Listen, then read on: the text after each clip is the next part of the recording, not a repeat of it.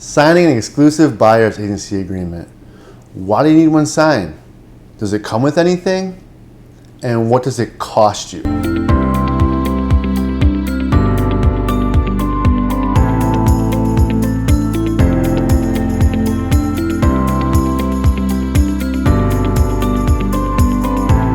Hi, I'm Ben Kostichka with Schneider Real Estate. Welcome to my YouTube channel, Bold Real Estate Knowledge. This is where we talk anything and everything real estate with a greater St. Louis area accent. Please be sure to stick around for the bonus at the end, what your agent can't do. By law, Missouri says all real estate agents represent the seller by default without the buyer's agency agreement signed. That means if I show you a property without a buyer's agency signed first, my fiduciary responsibility goes to the seller. Fiduciary responsibility is the duty requiring the agent to do what's in the best interest of the client.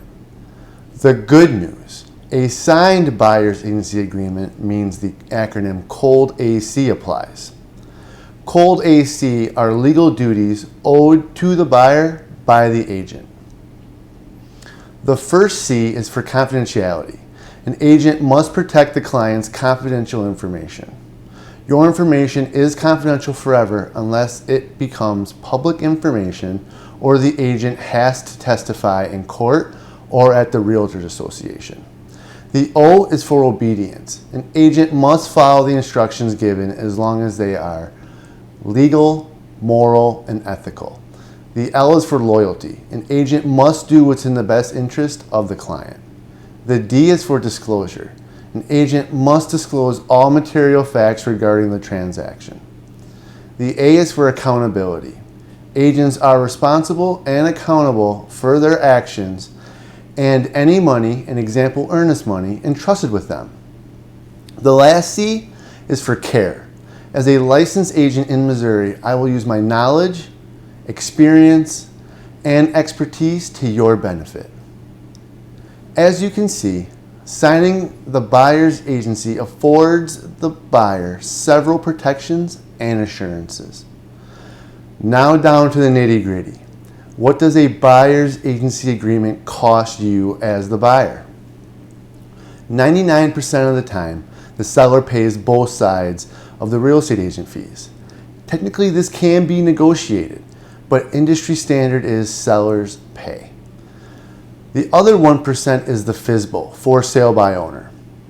If you find a FSBO you like, take a picture of the sign in the yard, text the agent the picture with address and phone number. This is important. Let the agent make the phone call.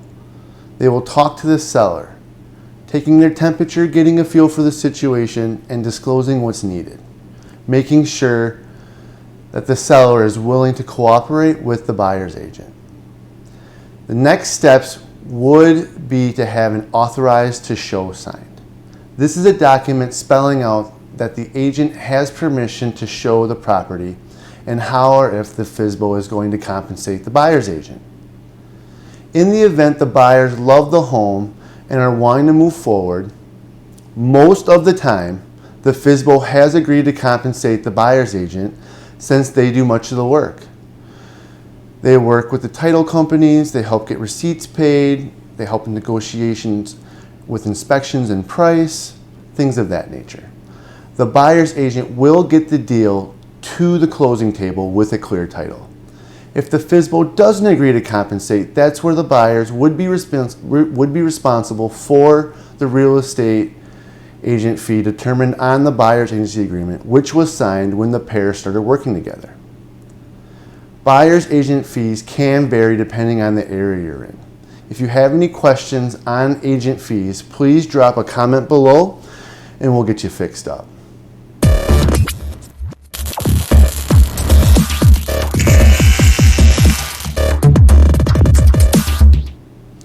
As real estate agents, there are things we can't do. I can't do anything that makes the deal or transaction unfair for any protected class of person. A protected class is any race, color, religion, national origin, sex, any handicap, or any family status. Some examples of this is by law, when working with buyers, I can't steer. Steering would be directing people to a certain area based on a protected class. That's race, color, religion, national origin, sex, any handicap, or any family status. By law, when working with sellers, I can't blockbust. An example of blockbusting would be getting owners to sell by telling them people of a protected class are moving into the neighborhood. So that's any race, color, religion, national origin, sex, any handicap, or any family status. By law, I can't talk about crime, types of crime, where crimes happen, etc. You must contact the local authorities for specific information and statistics.